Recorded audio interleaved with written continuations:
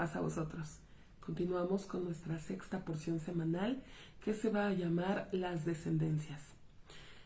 Estamos en el capítulo 25 a partir del versículo 19. En esta porción se va a narrar la continuación de la historia de Isaac desde que le nacieron sus dos hijos Jacob y Esaú, hasta el suceso en el que Jacob se escapa de Esaú por el miedo a que lo matara. Los sucesos narrados en esta parte de la Biblia fluctúan entre los años 2108 y 2171 desde la creación del mundo. Los temas que vamos a ver durante esta porción semanal, es decir, a lo largo de toda la semana, vamos a hablar de la esterilidad de Rebeca durante 20 años que no puede tener hijos. Vamos a ver la preocupación de Rebeca sobre su embarazo, por qué es tan extraño, por qué sucede esto. Ella tiene muchos dolores, padece con su embarazo. Vamos a ver también cómo es posible o cómo fue que de unos mismos padres, dando una misma educación a sus hijos, pero van a crecer hijos tan diferentes. Uno va a ser bueno y el otro pues va a ser un completo malvado.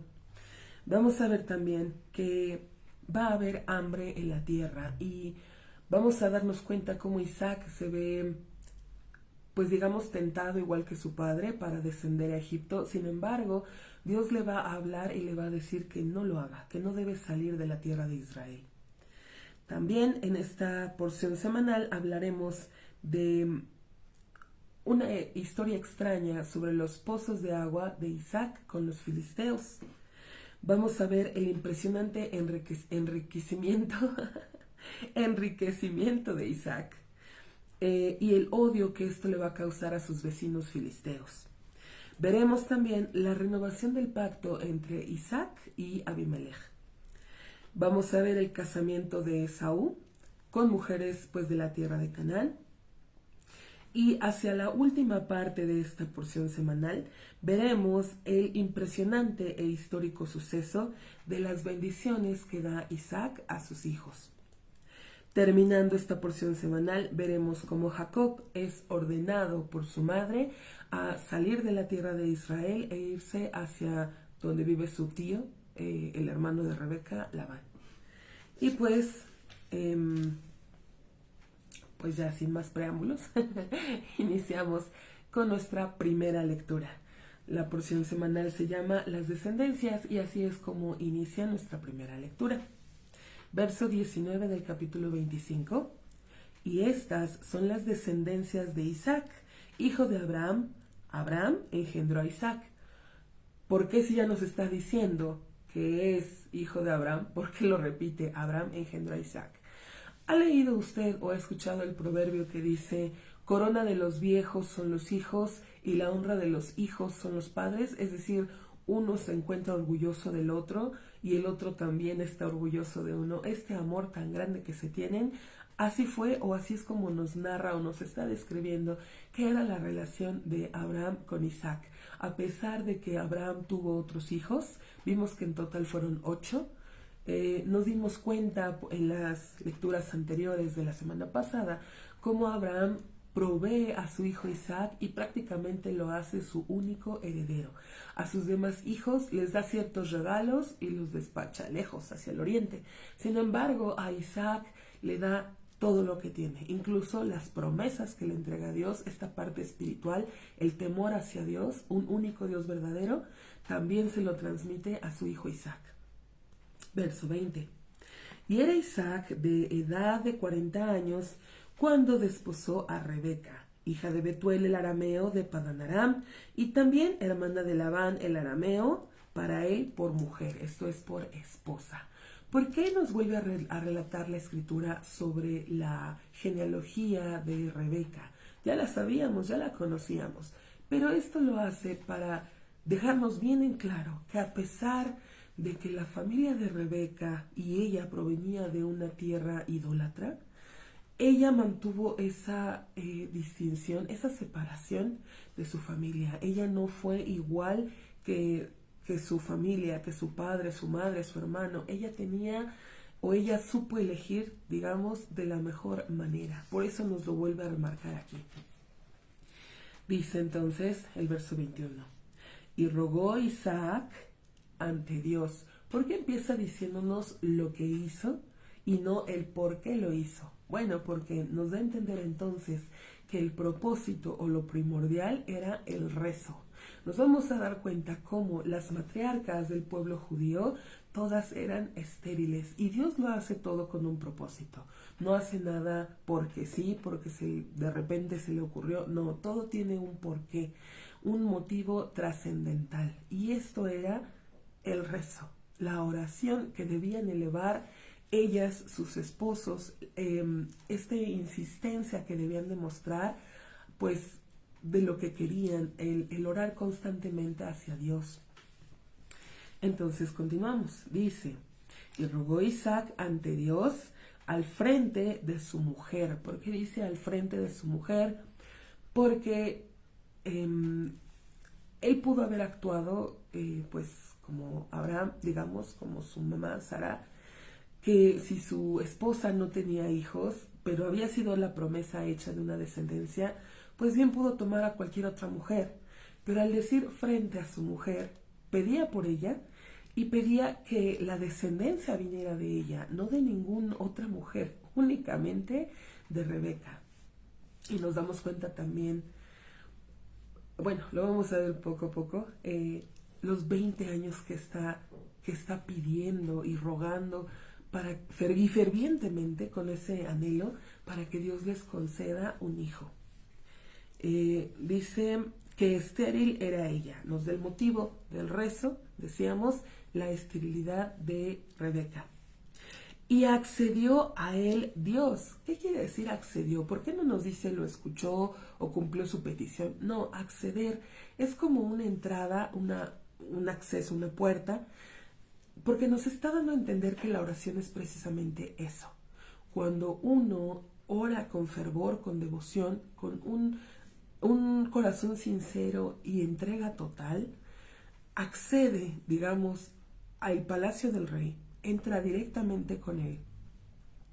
Y no solo eso, el decreto que está sobre lo que Dios estipuló puede ser cambiado. Uno mismo lo puede, como una puerta, abrir y hacer un cambio en este decreto. Y lo vamos a ver cómo se cambia el decreto de la esterilidad de Rebeca para que ahora sí pueda tener hijos. Continuamos entonces con el verso. Y concibió Rebeca, su mujer, y se apretujaban los hijos dentro de ella. Tenemos aquí problemas que tienen su embarazo. Y dijo, si es así, ¿para qué estoy yo? Y fue a consultar a Dios. Vemos cómo el dolor o el problema en este embarazo era tan grande que ella incluso dice, bueno, como ¿para qué estoy viva? Como ¿por qué? Si esto es así, mejor ya no quiero. Como ¿por qué recé? No sabía lo que estaba pidiendo. Algo así se está pues lamentando ella. Y dice entonces que fue a consultar a Jehová. Dice que, bueno, nos da a entender por medio de un profeta, eso es ir a consultar. Ella misma no, digamos, Dios no le habló directamente como vimos con Sara. Ella va por un intermediario, un hombre, un profeta, pues para preguntar esta cuestión y para recibir respuesta. Continuamos entonces. A partir de aquí, pues se le va a informar a Rebeca la situación o qué está pasando, ¿no? Verso 23. Y dijo Dios a ella, 2 naciones hay en tu vientre, y 2 reinos desde tus entrañas se separarán. Y un reino más que otro reino se fortalecerá, y el mayor servirá al menor. Una importantísima profecía de lo que va a acontecer al futuro, porque no solamente están aquí en su vientre, sino va a trascender esto 2 naciones. Continuamos verso 24. Y se completaron sus días para dar a luz, es decir, el periodo normal, 9 meses. Y he aquí, gemelos había en su vientre, tal como le había anunciado el profeta, dijimos. Tenía esas dos naciones, estos gemelos. Pero vamos a ver que son gemelos de lo más distinto en todos los sentidos. Verso 25. Y salió el primero, rojizo todo él como una manta peluda, y llamaron su nombre Esaú. Y después de esto salió su hermano, y su mano estaba agarrada en el talón de Esaú, y llamó su nombre Jacob. E Isaac era de edad de 60 años cuando ella dio a luz a ellos. Vimos que se casa a los 40 y ahora que tiene a sus hijos 60, 20 años, digamos, de intenso ruego y oración, hasta pues ver cumplida la palabra de Dios. Continuamos, esta porción nos va a narrar cómo, decíamos, de los mismos padres, el mismo embarazo, la misma casa, bajo las mismas reglas, la misma educación, pero van a salir dos hijos completamente distintos. Jacob, digamos que el hijo bueno, y pues Esaú el hijo totalmente malvado. Y pues aquí se manifiesta con toda plenitud el concepto de libre albedrío. Decíamos de Rebeca que ella había crecido en un hogar malo, rodeado de idolatrías. Sin embargo, ella supo elegir este camino bueno. Sin embargo, pues sus hijos, o su hijo Esaú, no fue de la misma manera. Verso 27. Y crecieron los jóvenes, y fue Esaú un hombre conocedor de caza, un hombre que sale al campo. Aquí nos está describiendo claramente cómo es, que él en su actitud o en su personalidad no era tranquilo, le gustaba la caza, lo que pues es sangre, agresivo, y pues va a afectar obviamente a todo, va a influenciar en todo en él. Continúa el verso. Mas Jacob era un hombre íntegro, que habitaba en las carpas. ¿Cómo que habitaba en las carpas? ¿A qué se dedicaba Jacob? Bueno, podemos deducir que Jacob se dedicaba más a lo que era el estudio o el entendimiento de la voluntad de Dios.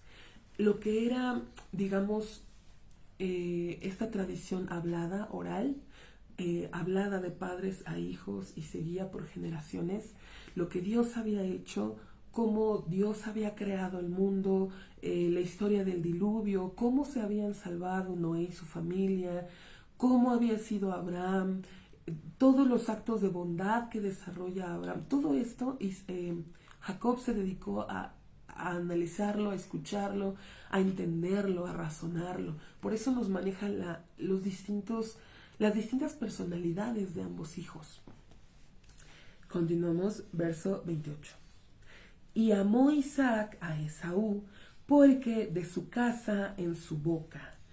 ¿Cómo que de su casa en su boca? Esto es lo que cazaba Esaú, lo comía Isaac, pero no solamente en el aspecto físico, literal, sino que también todo lo que dijera Esaú, Isaac se lo creía.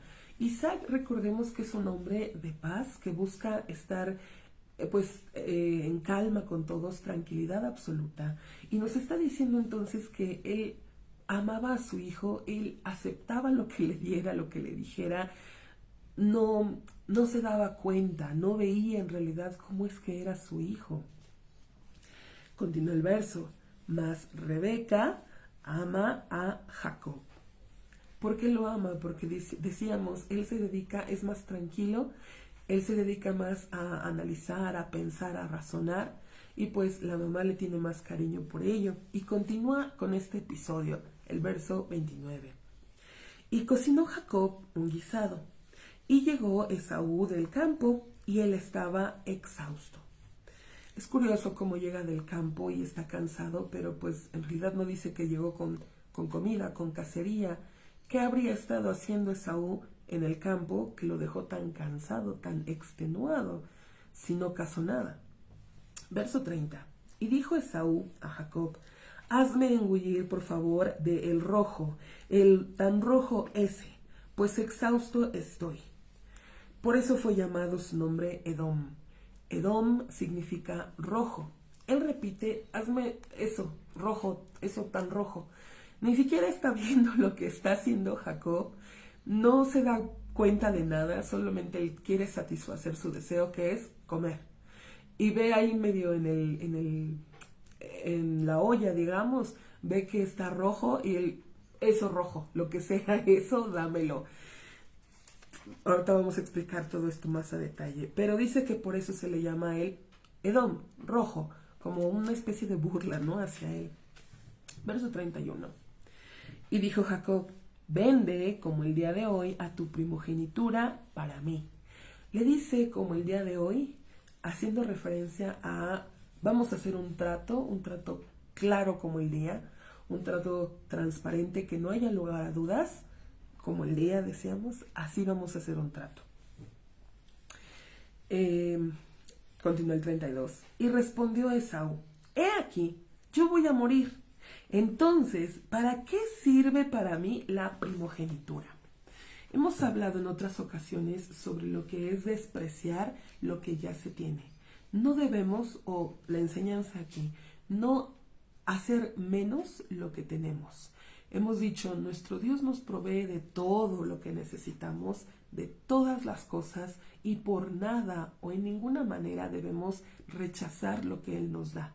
Sea lo que sea, un día lluvioso, un día frío, un día caluroso, sea poco, sea mucho, sea comida lo más sencillo o el manjar más grande, nada debemos de desechar. Todo nos lo da nuestro Dios. Sin embargo, aquí vemos la pregunta de Esaú, ¿de qué me va a servir? ¿Me voy a morir? Es como el pensamiento que se tiene.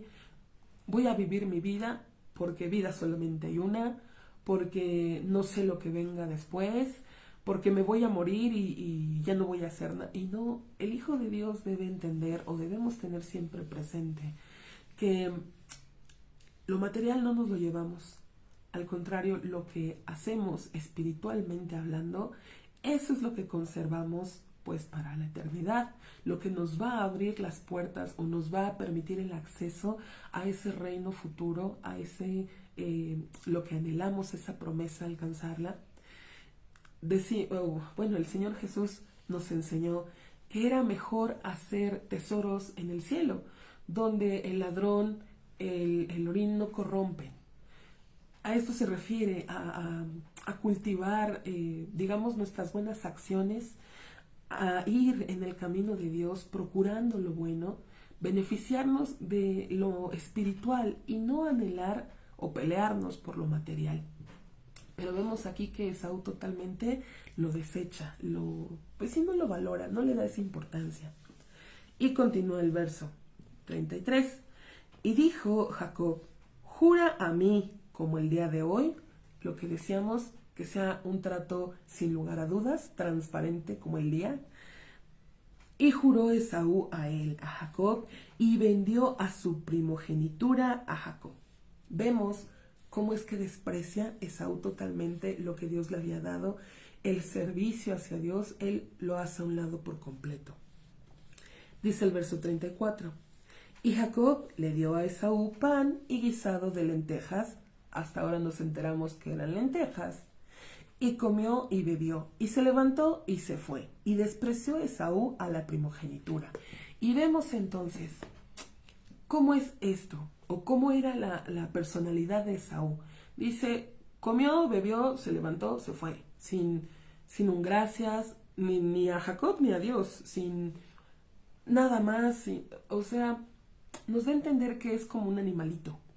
El animalito, cuando usted le sirve comida, llega, come, se va. Se acabó, no hay más. No hay algo mejor, no aspira a nada. Cuando uno tiene carnalidad completa, solamente busca satisfacer su deseo y una vez satisfecho el deseo, se acabó. Tenía hambre, comió, se acabó, no hay más. Quiero ese carro, lo consigo y busco otra cosa. Quiero una casa, la consigo y me voy por otra cosa. No, están vacíos, están huecos, porque solamente ponen su mira decíamos, las cosas materiales. Satisfacer su carnalidad únicamente, no ven más allá, están huecos. Con esto concluimos nuestro capítulo 25 y empezamos nuestro capítulo 26. Este capítulo nos va a narrar sobre el hambre que se va a desatar en la tierra y que va a forzar a Isaac a moverse hacia otro lugar. Él pretende ir a Egipto como su padre, pero Dios se le va a aparecer y le va a decir que en ninguna manera él debe salir de la tierra de Israel. Él debe permanecer ahí y entonces Isaac se va a mover hacia el campamento o hacia la tierra de los filisteos. Comenzamos entonces capítulo 26, versículo 1. Y hubo hambre en la tierra, aparte del hambre anterior que hubo en los días de Abraham. Y fue Isaac hacia Abimelech, rey de los filisteos, a Gerar. Y se presentó a él Dios y le dijo: no desciendas a Egipto, reside en la tierra que diré a ti, mora en la tierra esta, y estaré contigo y te bendeciré, porque a ti y a tu descendencia otorgaré a todas las tierras estas, y cumpliré el juramento que juré a Abraham tu padre. ¿Por qué le da el enfoque o le está diciendo, le está marcando a Abraham tu padre? Porque vemos también que a pesar de que Isaac era un hombre que procuraba la paz y que iba en el camino de Dios, no vemos que Isaac fuera como Abraham. No vemos que Isaac fuera bondad y generoso como lo fue su padre Abraham. Digamos, Isaac procuraba él hacer el bien y hasta ahí. No le transmitía a los demás el hacer el bien. No era, digamos, como su padre, a manos llenas, generoso. No nos lo narra la escritura y vemos que pues en ese aspecto Isaac no había hecho mérito suficiente como para alcanzar el juramento él mismo. Por eso se lo marca que juré a tu padre Abraham. Continuamos verso 4. Y multiplicaré a tu descendencia como las estrellas del cielo, y otorgaré a tu descendencia a todas las tierras estas, y se bendecirán por tu descendencia todos los pueblos de la tierra. Le repite aquí la bendición que le había dado a su padre, se la repite aquí a él. Había sido juramento que Dios le hizo a Abraham. Entonces decíamos, un juramento se cumple porque se cumple, no hay de otra. Algo que jura nuestro Dios es que lo va a hacer. Y continuamos verso 5. Por causa de que obedeció a Abraham mi voz, mi palabra. Cuando lo obedeció, lo vimos en muchas pruebas que pone Dios para Abraham y que Abraham supera con éxito, todas y cada una de ellas. Por ejemplo, cuando le dice: sal de tu tierra, de tu parentela, despide a tu hijo, obedece la voz de tu mujer, sacrifica a tu hijo, elévalo para mí. Vemos que Abraham obedece la voz de nuestro Dios. Y continúa el verso, dice: y cuidó mi mandamiento, mis preceptos, mis dictámenes y mis enseñanzas. Si lo dividimos así, son 4 aspectos que le está marcando Dios que cumplió Abraham. Pero uno se podría preguntar, pues, ¿cuáles fueron esos mandamientos o esas enseñanzas si la ley no estaba dado todavía? ¿Qué fue lo que cumplió Abraham? ¿Qué fue lo que hizo? Bueno, había leyes, digamos, que dio Dios de manera universal. Recordemos, fructificar y multiplicar. Cuando baja Noé, que le da la autorización de comer los animales, pero había cierto tipo de animales que podía comer y otros que no. O no comer el miembro de un animal vivo, o lo que era el matar, el asesinato, lo que era el robo. Todo esto que no estaba escrito, pero dijimos era transmitido oralmente, una ley oral, que se transmitía de padres a hijos, de una generación hacia la otra.